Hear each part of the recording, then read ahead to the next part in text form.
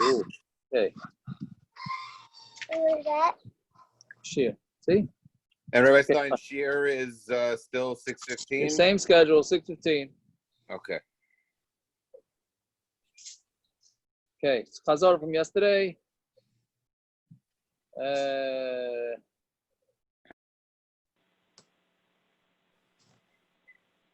That was, yeah. Oh, so that was 2 days ago or yesterday? We started, I don't remember where we ended. Okay, well, a woman are not mechuyev in the mitzvah pruvu, right? Mishna, right? Swallowing vinegar for a toothache, smearing oil for a stomach ache. Rav Shiva says all of Klal Yisrael can consider themselves sons of kings. Oh, by the way, the smearing the oil, get this question a lot, about putting on sunscreen on Shabbos, right? So the spray sunscreen, when you spray it on, that's liquid. That's not a solid. So once you spray it on the skin, you're allowed to smear it into the skin. It's certainly not a problem. That's liquidy, and it's not refuah either. It's preventative, right? I think no. No, that's not refuah, right? So that would be a case. That's a case where it would be muttar. That's also a normal thing for people to do in the sun. In summer, they put on sunscreen. Nobody's going to think that you have a sunburn because of it, right? Okay, then the Gemara says when vinegar helps the teeth and when it doesn't help, swallowing the vinegar. Would it out. bug spray be the same thing? Bug spray, yeah, so, yeah, 100%. That's not even refuah. That's stam. That's just doing it to get away from the bugs. But yeah, does Rav always paskin like Rav Shimon? Then we said the continuing on beds, and Rav only allows rose oil if it's commonly used. That was the end. And then we have the new parak of which types of knots. So the Mishna says the knots are also from the Torah, which is permanent knots, one on the boat, one on the nose of the camel. And Rameir says if the knot can be untied with one hand, then it's not also from the Torah. Then the Gemara tries to figure out exactly what the Mishnah means, and then the status of a bow, according to Rameir, which we say is teku. And the next Mishnah says that some knots are not also from the Torah, meaning those that are not meant to they're not professional. And we said women's clothing can be tied and untied, and shoes, sandals, food canisters, all things like that can be tied and untied. And then the Gemara explains the Mishnah.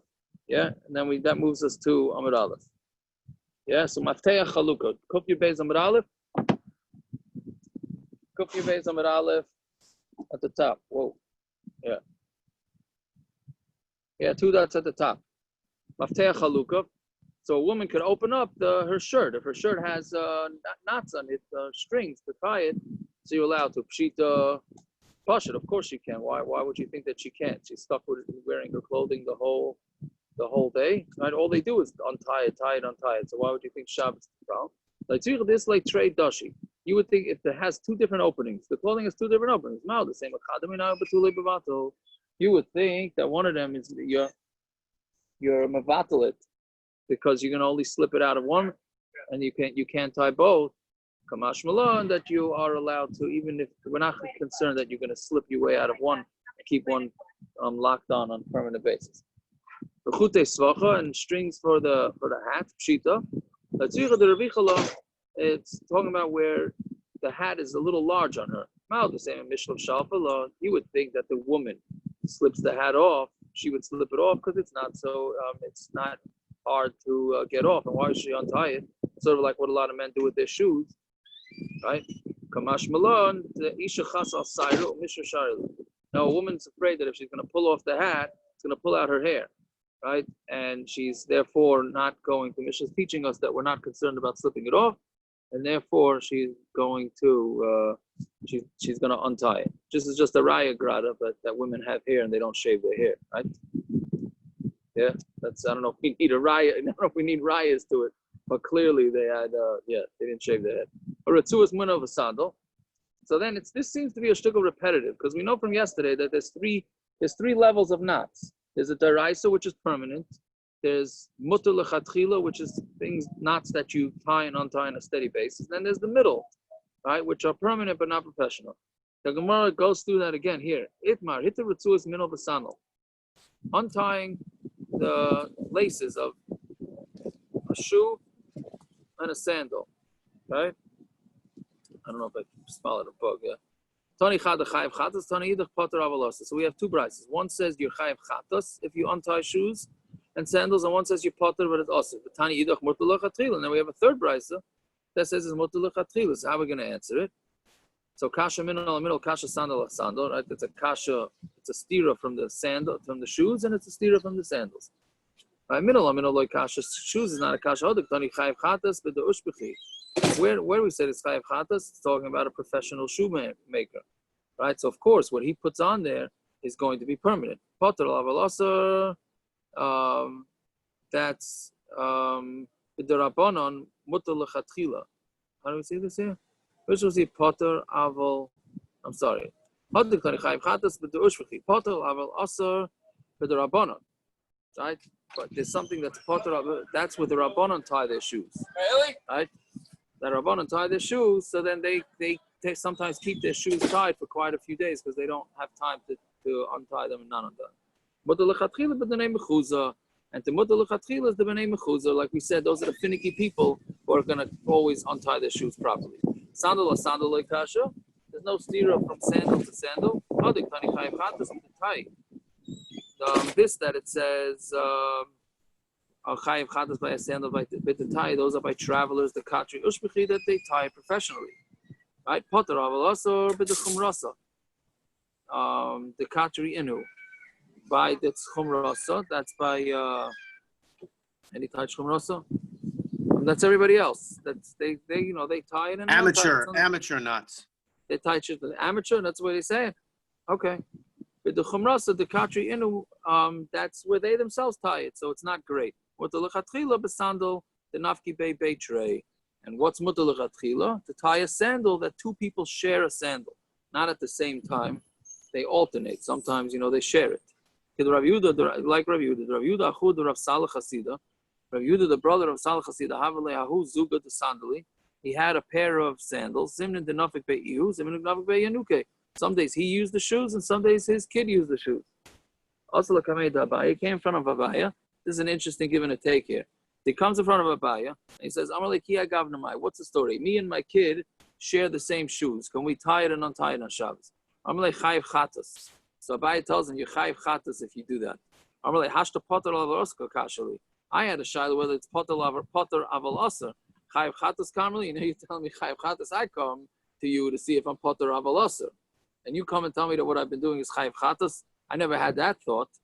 So, my timer, what's the reason? No, because during the week, sometimes I use the shoe, sometimes my kid uses the shoes. So he says, you're right. If that's the case, it's not even potter aval assur, it's muttar lechatchila. Fine. Rav Yirmiyah, Havakasa Basrei de Rabavo Carmelis. Rav Yirmiyah was going behind Ravo and the Carmelis. Ifsikle Ritzu the sandal. And his shoelace broke. His sandal lace broke. Amalei, my nevedla, what should I do with it? Amalei, so he told him, Shkol gemi lach, go get a wet, a gemi is like a string, a natural string. What do they call it, a gemi? What's a taicha? A reed. A reed? They taicha gemi is a reed? A moist reed is what he touches here. Okay. Gemi is it's like a rubbery type, something natural that's like rubbery, but I guess you make it wet, and that makes the reed rubbery. Okay. Gemi lach the chazi l'maychel behema. It's got to be chazi. It's got to be able to be eaten by a behema, right? And the reason for that is because if it can't be eaten by a behema, then it's muksa, right? Right. You can't just go over and take a reed that's obviously this reed is detached from the ground, right? So you can't just go on the street and take something. It's muksa. So yes, but if it's royal l'maychel behema, then it's not muksa, right? But karach ilave and then tie it on the sandal. Abaya have a koi kameder of Yosef, and Abaya was standing in front of Yosef. Isikle ritzua, and his ritzua was broken. Amalei my evedle. What should I do with it? Amalei shavke, leave it there. So my shnomedur of Yirmi. What's the difference in the cases? How come in the first case he told him to go get a wet reed and tie it on, and in this case he told him to just leave it there? So when it says hasam loy minter hacham minter, over there was a place that was not watched, meaning so if he would leave his shoe there, it would get stolen. Hacham minter, but here it's where the shoe. Here it's where the shoe would be watched. So therefore, there's no reason to be matter any sort of muksa, right? Which that's what Rashi says. Rashi says that he would be matter muksa, so he shouldn't lose his shoes. Which the Mefarshim ask on Rashi, well, how can you do that? How can you say that? Since when are we matter muksa? Well, because of a loss. Yeah. Okay. Now they're going to ask a different question. Yeah, it's a mana, right? Meaning it's still. Why does he have to leave the shoe there, right? It's a mana. It's a kli, right? Even if it's broken, it still is a kli. The ibaina fichna le'min small, because if he wants, he could switch the sandal from dibaina. I'm sorry, that's the answer. Dibaina le hafichna le'min small. If he wants, he could switch it from the right to the left. So therefore, it's still it's still right to be used. Right now, the Gemara is gonna go off on this on about taking off sandals, not taking off sandals. So it's a little bit complicated, but hopefully we should be able to get through. It's not so difficult. Amalei, he told him this time Rabbi Yochanan said this answer according to Rabbi Yehuda. So it must be the halachas like Rabbi Yehuda. Which Rabbi Yehuda? Maihi. What is this Rabbi Yehuda? The Tanya. Yeah, so we have sandals. I wish somebody posted a picture of this type of sandal. It would be a little helpful. I checked the art school. They do not have a sandal, at least the version that I saw. Picture, at least. Tanya, a sandal shenifsaku shtei oznav. So a sandal has two ears to it. Meaning a sandal has two ears to it that you can hold it to when you're tying it up. Right? Or two, literally a tris means protection, right? But yeah, that's what you put in. But what it means is like the eye where you put in the strings, right? Or you take, or the whole sole got removed. So what's the story with this, right? To remember that anytime something becomes tumah, once it becomes useless, it loses its tumah status. Right? Once it breaks, it loses tumah status. So right here, you have three options for it to lose its tumah status. Right? It's got the oznav, the tarsiyosav, or the sole. So the Brisa says if any one of these things happen, it's tahar. If it loses both of them, then it's tar because it's useless. The shoe is useless. So it was tamei and now it became useless. So it's tar. But what happens if it only loses one side? Then it's going to be tamei, according to the Tanna Kamar. If the inner strap gets cut, then it's going to be tamei. The outer strap gets cut, it's tar. Meaning the straps get attached on the outside of the shoe and the inside of the shoe, right? Yeah, I think that much I understand. Right? It's on the outside of the shoe. Like you have here's the bottom of the shoe, and then it has straps on here, and here, right? So what Rabbi Yehuda is saying, if it's on the outside of the shoe, then it's going to be tar because nobody's going to wear it with the outside because everybody's going to notice it. Since it's on the outside of his legs, people are going to see, hey, the guy's walking around with a broken sandal, right? That's unbecoming. But if it's broken on the inside, then a person will wear it. Yeah. So that's what he's saying. Rabbi Yehuda, if the inner one becomes broken, then it's tummy. The outer one is tar. The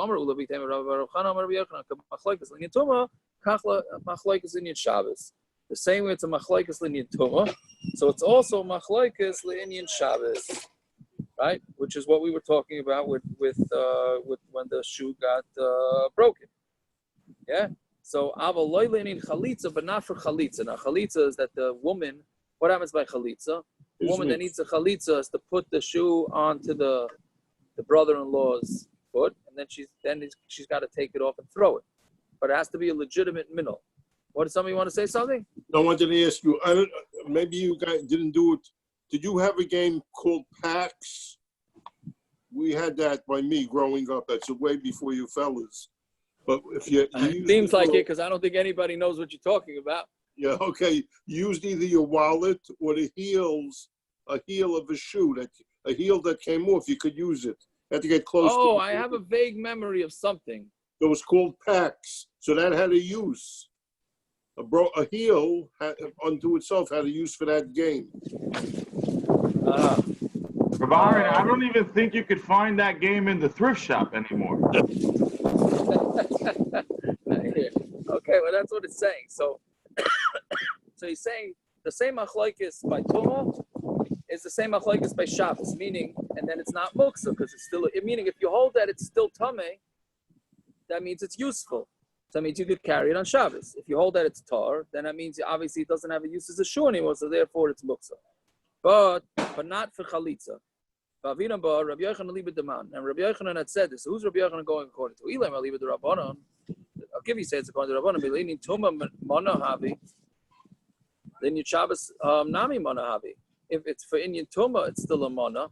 So then in Shabbos, it's also going to be mana. Meaning the Chachamim hold it's still tummy. So if it's still tummy, then for Shabbos for sure it's going to be. It's not going to be muksa. Avaloi chalitza. The la manahu, but for chalitza it's not a mana, but not chalitza shasmal b'yamin chalitza seksheri. It's by mistake. She puts the left shoe on she puts the right shoe on the left, and the chalitza is going to be kosher. So why wouldn't you be able to why wouldn't it be kosher for chalitza? Vela aliba, so it can't be the rabbanon. Vela aliba the Rabbi Yehuda. Must be going to the Rabbi Yehuda. The Indian tumah la manahu, the Indian Shabbos nami la manahu. So for tumah, it's not considered a kli anymore, and he says it's tameh. Again, if the outer half is broken, right? So in Shabbos, it's also not a mana, it's muksu. Avaloyla chalitza, but not chalitza. The mana hava, the mana because it is a mana. It's still a kli for chalitza. Why not? You can put it on the leg and then take it off. So Gemara says, when did we say that you put the left shoe onto the right shoe by chalitza? It's kosher. That's where it is a functioning shoe. Right? And you put it on the wrong foot by mistake. But here, it's not a mana at all. Because Rabbi Yochanan says that if the outer strap gets broken, then it's tar. So you see, it's not a mana, meaning it's not for chalitza. This thing doesn't even have the status of a shoe at all. It's one thing if you say it's a shoe and it's from the right foot to the left foot, fine. But if it doesn't, it's not a mana at all. How can it work for chalitza? So our answer is Rabbi Yehuda. Really, it goes according to Rabbi Yehuda. Aim of v'chein l'chalitza, and say v'chein l'chalitza. Instead, change it. Instead of saying not for chalitza, say and it also works for chalitza. And then we're saying this that we say that he moved the left, used the left shoe for the right shoe, and chalitza's kosher. On our days, heicha the lemilse manahu. That's where it's considered a good shoe. You just had it on the wrong foot. The milse la manu, but here it's not a mana for what it's meant to be, and therefore it's not going to be. It won't be kosher. Okay, good. So now the Gemara goes to saying, does Rabbi Yochanan really hold like Rabbi Yehuda? Me, Rabbi Yochanan, did Rabbi Yochanan really say this? Rabbi Yochanan loch stam Mishna. We know that Rabbi Yochanan holds the rule is that the loch is like stam Mishna. It's not, and we learned it in Mishna. Yes, stam sandal shenifzaka achas mi'ozna v'tikna tumah. If you have a sandal that one of its ears fell off and you fix it, your tumah measures. It's still tumah, right? Right? Sandal shenifzaka achas mi'ozna v'tikna. It broke, and then you fixed it. It's still tumah measures. My love, what is it? La yishna pnimis, la yishna chitzayna. It makes no difference whether it's the inner or the outer. It doesn't differentiate. It just says if a sandal that got broken and you fixed it, it's still going to become tummy. So when answers like pnimis dafka, he means like Rabbi Yehuda said in Amud Aleph, that's only if the inner strap breaks. Avol chatzayna my tar. But if the outer strap breaks, then it's going to be tar. So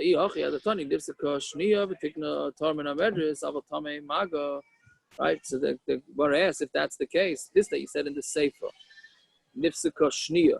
If the second strap breaks, the tikna tar min amedris, aval tamei maga, it's still tamei maga. Maga medris, it's still tamei of touching medris. Niflik, why don't we just separate it by it and say medris? Why don't we just nifsika pnimis? That's only when the pnimis is broken. Aval chitzayna tar, but the outer one is going to be tar. So Rav Yitzchak ben Yosef, the Mishna said about sandal sheishiv arba v'znayim v'arba tasi Yosef. The Mishna is talking about where it's four. It has four straps on it, 4 ears and 4 trisim. So therefore, that's not going to be a problem, even according to Rabbi Yehuda. Why? We're going to say that this whole brisa It's talking about a weird sandal that has 4 straps on it, not 2. And therefore, it's even Rabbi Yehuda is going to say that it maintains a tumah because it's not fully broken. Yeah? So, Ki Asa Ravin, Amar Rav Chana Bar Abba, Amar Rav. You see, by the way, interesting you see the Haggah to the left, you see the Rashi that looks interesting here? Right? There were 2 different Girsayos in Rashi. There was Rashi's original, and then there was Haggah. Rashi changed his mind. That's what that little box of the Haggah is there with Rashi. There's an original way of Rashi understood the Gemara, and then there's the second way Rashi understood the Gemara. We explained it according to the second way of Rashi. Yeah? Fine. Okay, so now we're out of the hard parts. So then the Gemara says, he also Ravin, Amar Rav Chana Bar Abba, Amar Rav, Halacha Rabbi Yehuda. Rav Avin said the halacha is like Rabbi Yehuda. But Rabbi Yochanan Amar ain't halacha Rabbi Yehuda. And Rabbi Yochanan says the halacha is not like Rabbi Yehuda. Right? But what do you mean? We just got finished saying that the halacha is like Rabbi Yehuda. Me, Rabbi Yochanan, Achiva, Matar to Rabbi Yochanan, leave it to Rabbi Yehuda. Rabbi Yochanan said the teretz to the Brisa on Amud Aleph, according to Rabbi Yehuda, Shema Minok Rabbi Yehuda Sviralei. So we see from that he clearly holds like Rabbi Yehuda. So the Gemara answers, Amiroinenu Ba'alibid Rabbi Yochanan. It's 2 Amiroim arguing about what Rabbi Yochanan's opinion was. Did Rabbi Yochanan hold Rabbi Yehuda? Did he not? Okay. Tran Hassam, so we learned in the Mishna over there, Kol Kli Balebatim Shiurim Kirimayim. Right? We had this, we didn't have this beferish before. We had it in Brachas, and we have it a lot with tumah. Right? That how big does the hole in a Kli have to get in order for it to lose its tumah status? So we said the size of a pomegranate. Right? Because anything up into a pomegranate, somebody would, the classic old Gemzach Eitzah, right?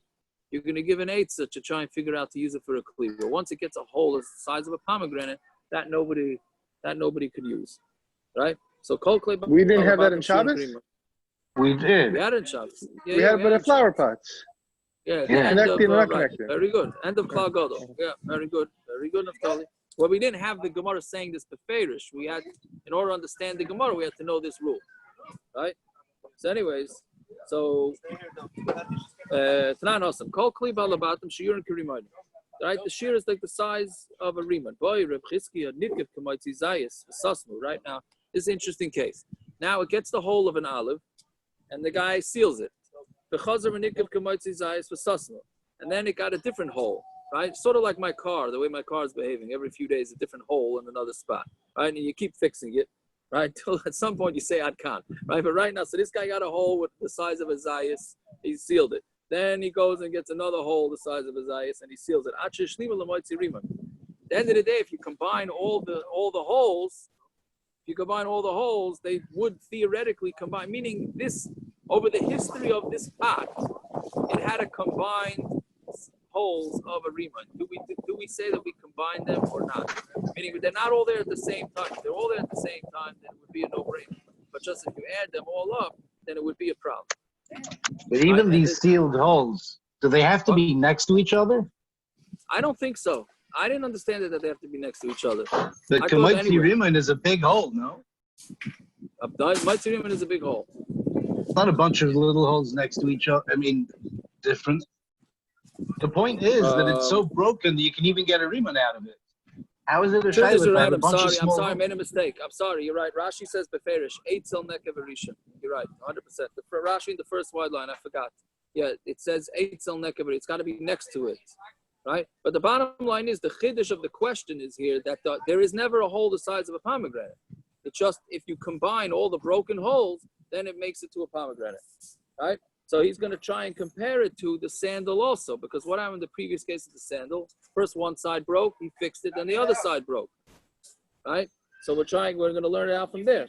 Tumah. So I'm going to Rabbi Yochanan, Rebbe, Shonis lanu sandal, right? Rebbe taught us, sandal shenifzaka achas mi'aznav.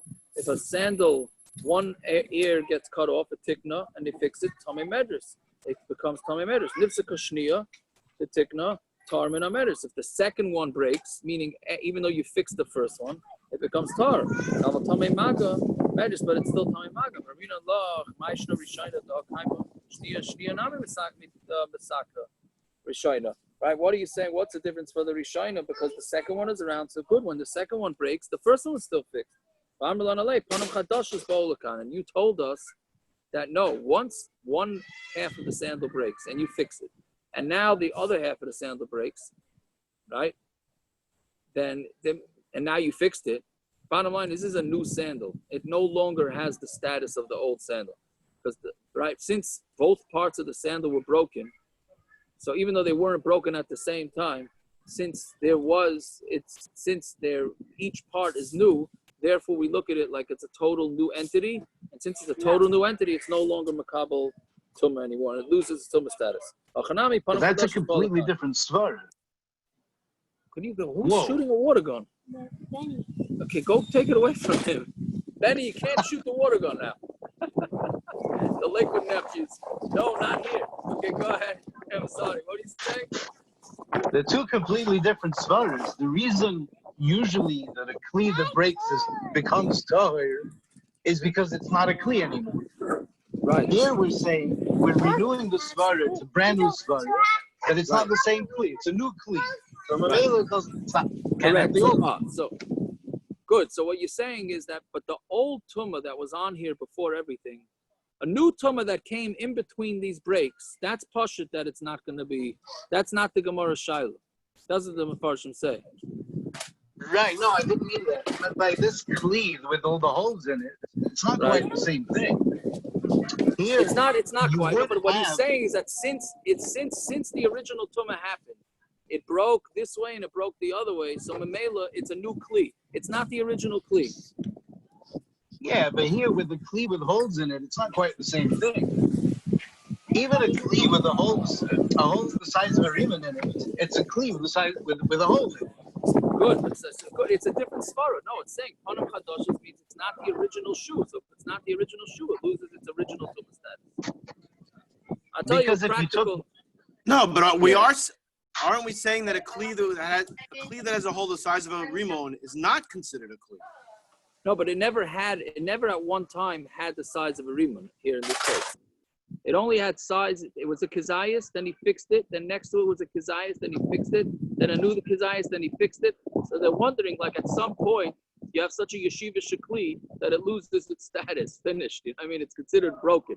So what he's saying is, from the sandal we said before that it loses its tumah status.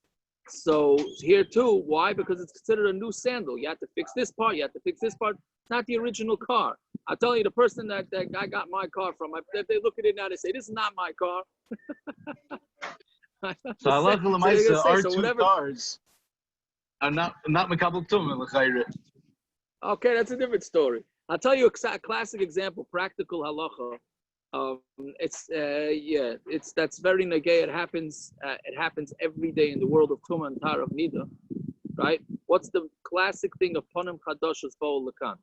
Right, wood is makabel tumah. Pshute kliates. Well, if it becomes a kli, then it's going to be makabel tumah, right? So what's the status of tissues? If a woman sees a kesem, right, is standing on a tissue, what's the story of tissue? Comes from a tree, right? And it's a kli or whatever, right? So the machlokes is, well, once you knock down the tree and you grind it up and you mix it with all sorts of chemicals and zachin, and now you turn it into paper. Panim chadashos bo'ol lekan, and therefore it's not makabel tumah. That's the classic psak most places can go with. Okay, now it's a little different than our case. Our case is talking about losing its tumah status, but it's the same yisoid, right? Oh, you're going to say back it up to where it was originally. It's a tree, right? So we say no, panim chadashos bo'ol lekan. It's the same thing. This sandal and this kli that kept on getting repaired, it's a panim chadashos. It's not what it was originally here. Now let's just finish it up because I think Doyle that's dominating earlier has got to go. So now we have a little agata. The Kari less din bar inish. There is no, this person does not have a din of a human. Meaning this was such a gewaldige chiddush to compare these two cases. So Gershon, you don't like the comparison, so you don't think he's so superhuman. All right, but who was it? Fakir, that's what the Gemara is saying. The Gemara didn't like it either.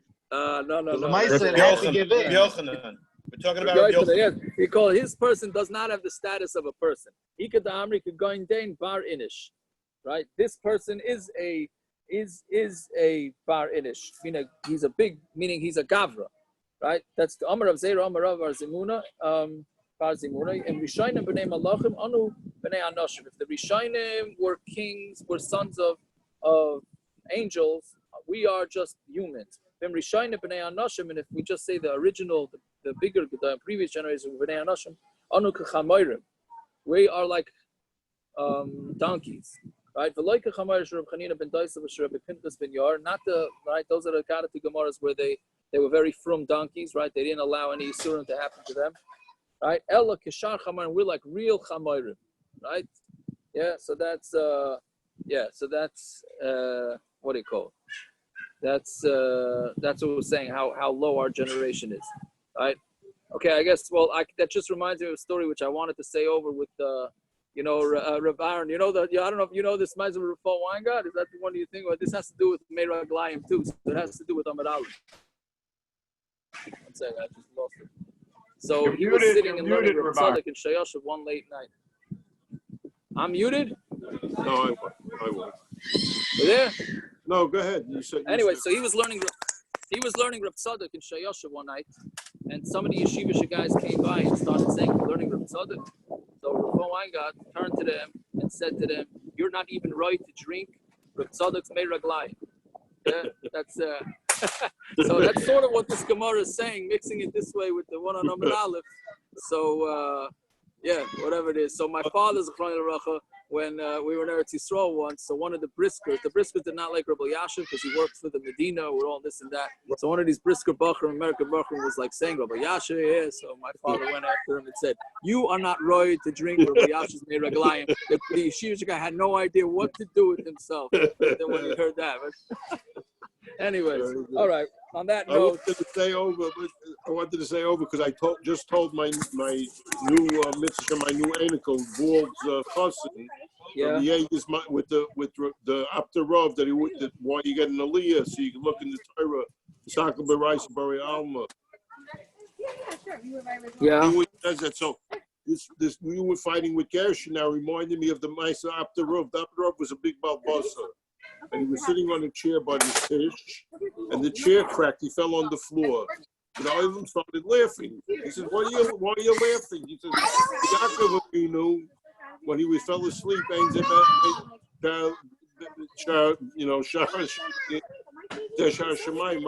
So he said all the rocks wanted the tzaddik to sleep on top of them. They got all together. They made one big rock. So here, all the holes wanted the tzaddik to sit on them. They made one big hole. So very good, very good. Yeah. That's Your mice is a little better than mine. Okay, mine was more negated to the daf, but yours. Yeah, but it's from the Rebbe of the Foil. So 100%. Yaakov, what time is Mincha? Mincha's at 6:40, but we'll wait. We'll wait for a few minutes. Question for you. Should I bring over a tent? A tent? It's supposed to rain tomorrow. I don't know. We'll figure it out. There's enough awnings. I don't know. Should we do a few more lines? Ilam has a few more minutes, or we shouldn't? I think you lost people already. Did? I think so. All right. Okay. So we'll stop here. So, Fine. you don't want me to schlep over my tent? What? You don't want me to schlep my tent? I don't think so. I don't think we do because there's enough awnings. What's the name has an awning? We can stay under it. Who? The neighbor. Gersten. Also, my app says no rain. So. Your app says no rain? Yeah. Everyone says 80%. All right. Well, mine says none. What's that tell you? Oh, your app. I thought he said his house has no rain. No, my app. Bechoni Amago said he can't control the rain on Shabbos. You can only control the rain on the weekday. Oh, Shmuli's here. Yeah. That's why Bechoni Amago woke up. Rabbi, it's Yaakov. Yeah. This Gemara is the exact Maisa with the Vilna Gaon or Chaim Balash. What? Chaim Balash told me they knew who the guy was. They said to him one day, the stomach of the guy is Kamalach Halaki. So Chaim Balash immediately responded, Chas v'shalom. If the guy learns another 1,000 years, the same ways, learning now, ulai efshir kaharambam. Very good. You know what that reminds me of, Taka? When Rav Steinman was nifter, right? Yeah. So they said a Maisa that Rav Yasha was walking in Yerushalayim and they had a Pashkavila because Rav Steinman was pro the army, the guy's going to the army. So they had a Pashkavila saying Steinman equals cook. Yeah, Rav Cook. So Rav Yasha looks at it and he says, Rav Steinman's a choshev yid, but Azavi Rav Cook, I don't think so. Not that choshev. Yeah. Yeah.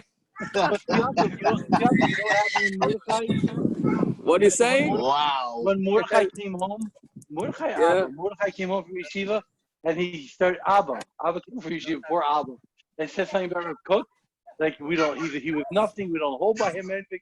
And your father goes, first go up to your room, then come down in 5 minutes. He goes, I have all this from over here. He goes, whoever told you this guy Rav Cook? He said, I want to speak to your yeshiva. You read whatever we said it. He said, first you have to leave. He said, because I can't talk to you right now. And I felt so bad for Abba. He was like 16, just repeating what his Rebbe said. Right. Yeah. Did not go for it. He didn't like it at all when anybody went after these guitars. Whatever. He did not. He was like, get upstairs, come down. And he told me that once when I drank to myself. Have a good shot. All right, Shmuel, have a good shot. All right. Shabbat shalom, everybody. I mailed I mailed the title today. Who? I mailed the title today. Oh, okay. Thank you. I appreciate it. By the way, Elio, there's an auction. I shouldn't tell you. There's an auction this week online. First of all, the one that caught my attention is a Rambam from Reb Chaim with his Hagoyes. It's going for like 25 grand. Right, Reb Chaim Brisker's Hagoyes, 25 grand. But they have some letters. Yeah, they have some letters from the Minchas Elazar going for like 1,500 or 1,800. Just letting you know. Let me ask you a question. Would you ever spend money on something like that, Yaakov? Would I ever what? Would you ever spend money on something like that? The Reb Chaim Brisker's Rambam, I would be quite tempted. I mean, that's the whole Yeshiva Shevel is built on that Rambam. You know what I mean? Yeah. I don't know. Whatever. I feel like that gets back into our conversation. Yeah. All right. Anyways, I gotta go. Gesher, what do you want to say? You want to say something? I was going to say, I just had the same thing out with your brother, with Rabbi, about Moshe Rabbeinu and Rabbi Akiva. Moshe Rabbeinu what? Moshe Rabbeinu versus Rabbi Akiva. It says Rabbi Akiva was Shar Chamishin. Moshe Rabbeinu never made it to Shar Chamishin. I told him, I don't like taking it at face value. To say that Rabbi Akiva, who was Doiris and Doiris later, was higher than the Madrega Moshe Rabbeinu, that reminds me of the Reb Chaim Belosh in the Vilna Gaon. The Rabbi Akiva, on his Doir, got to Shar Chamishin. But to say that he was greater than Moshe Rabbeinu, to say that he came close to Moshe Rabbeinu, no. Right, okay. I hear. Yeah. It's tough stuff, this stuff. Yeah. All right, I got to go down. Okay, have a good Shabbos. Have a great Shabbos. Good Shabbos.